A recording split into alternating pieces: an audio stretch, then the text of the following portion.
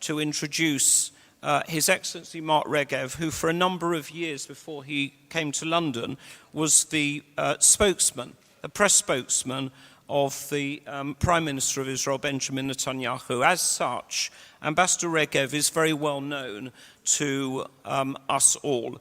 He hails originally from Australia, but he's not particularly interested in cricket, which saves a bit of needle when we have a test match. Ambassador Regev is an outstanding spokesman for Israel, and I would commend to everyone to watch his clip on the Andrew Marr show of 2 weeks ago, and you might also see his speech online on YouTube to the Oxford Union just over a week ago. If you want to see how to answer some of the slurs that are hurled against Israel, you should listen to how Ambassador Mark Regev deals with them, because it's a lesson to all of us. Ambassador, I'm delighted to welcome you to the Board of Deputies. We were delighted that the first function you came to on taking up your ambassadorship was to the Board's dinner, and I would invite you to address the Board. Thank you.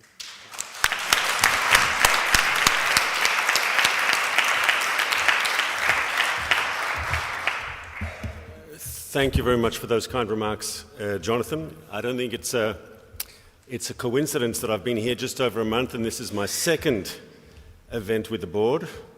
I think it shows how active you are, the important work you're doing, you and the entire team. And I thank you. I thank everyone who's involved in the board activities. I said when we met the first time, the board has a proud history of representing British Jewry, and I have no doubt that the board has a vibrant future as well. The challenges are there, and British Jewry has to be united in meeting those challenges. I also want to say something personal. One of your delegates here tonight I have known for 25 years.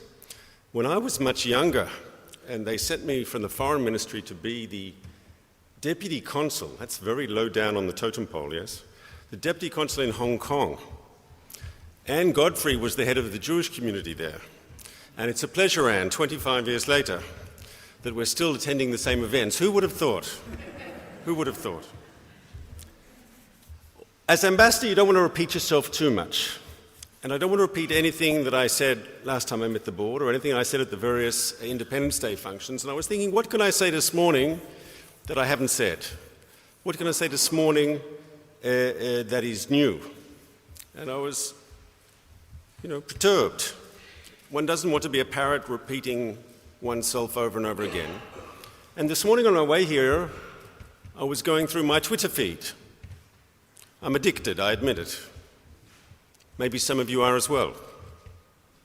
And I saw that there are groups this morning in the United Kingdom who are celebrating what they call Nakba Day. Now, Nakba is an Arabic word for catastrophe.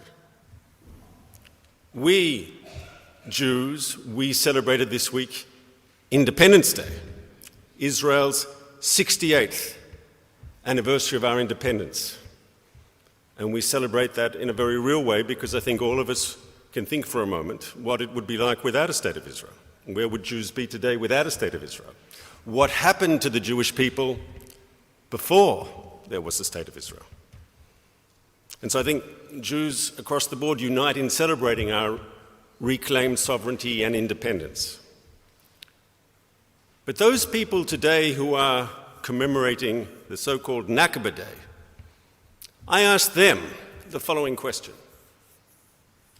Why aren't you too celebrating 68 years of independence?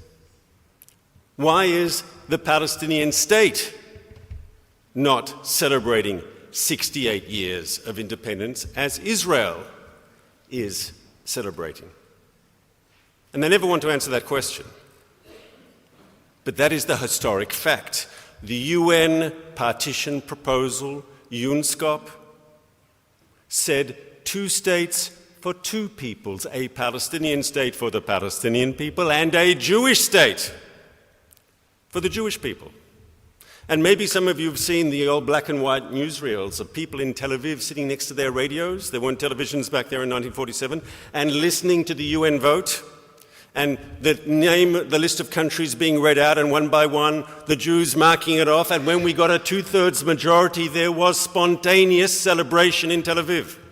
People went out and danced the horror. It was an amazing victory. We embraced the UN partition proposal. We said yes to a Jewish state, even though we knew it would be a small Jewish state. Even though we knew the Jewish state's future was precarious, we celebrated the fact that the international community had given us sovereignty in part of our historic homeland. We didn't reject that resolution. We embraced the two states for two peoples concept. What did the Palestinians do? What was the response of Palestinian political leadership? They said no. They said all or nothing. They said no to a Jewish state, not in any borders. They said no to the establishment of a Palestinian state because it meant reconciling themselves in parallel to there being a Jewish state as their neighbor. They said all or nothing, and they ended up getting nothing. So who is to blame for the fact that we don't celebrate today together? Who is to blame for the fact that the Palestinians do not have a state of their own? Is it Israel? Is it the Zionists who said yes to two states for two peoples? And unfortunately, this wasn't a one-off event. Over the last decades, the Palestinians have been, on numerous occasions, offered sovereignty and independence, offered a state of their own. It goes back before the UN partition proposals. The Palestinians were offered a state first time by the British in 1937, the Peel Commission. They said no then. They said no in 1947. They said no at Camp David again in 2000, and they said no again in 2008. Their problem has been that they've refused to accept a Palestinian state if it means they have to live in peace and accept the legitimacy of a Jewish state. And anyone who really wants to understand this conflict in the Middle East, the fundamental key to understanding the conflict has to be this consistent factor that unfortunately, until today, Palestinians refuse to reconcile themselves to our right to live in sovereignty in any part of our historic homeland. They refuse to accept the legitimacy of the Jewish state in any borders. And I fail to understand how we can get peace without that. In fact, peace is impossible without that. The same Palestinians that go around the world and say you have to accept Palestinian right to national self-determination, that the Palestinians have a right to a state, why do they refuse to accept our right to national self-determination? Why do they reject the Jewish people's right to national self-determination in part of our historic homeland? Now, as much as I know that Palestinian acceptance of the Jewish people's right to national self-determination is essential and a key element in any future peace agreement, I want you to know something, and the Prime Minister repeated it on Independence Day this week. We make no preconditions whatsoever on entering peace talks. Obviously, our position is that if there is to be a peace agreement, the Palestinians have to recognize our right, the Jewish people's right to national self-determination. But we don't make that a precondition for entering peace talks.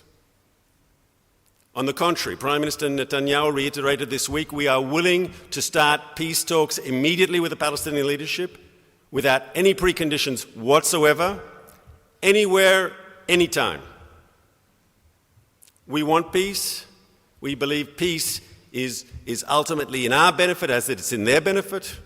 And the only way to achieve that peace is in direct talks where the Palestinians will put on the table what concerns them and we'll put on the table what concerns us. That's the only way forward. And from our point of view, we need to hear for there to be an agreement. We need to finally hear from the Palestinians that they are willing to accept our legitimacy as a Jewish state and as a state, the only state where the Jewish people have national self-determination. I think I'll finish with those remarks. I thank you all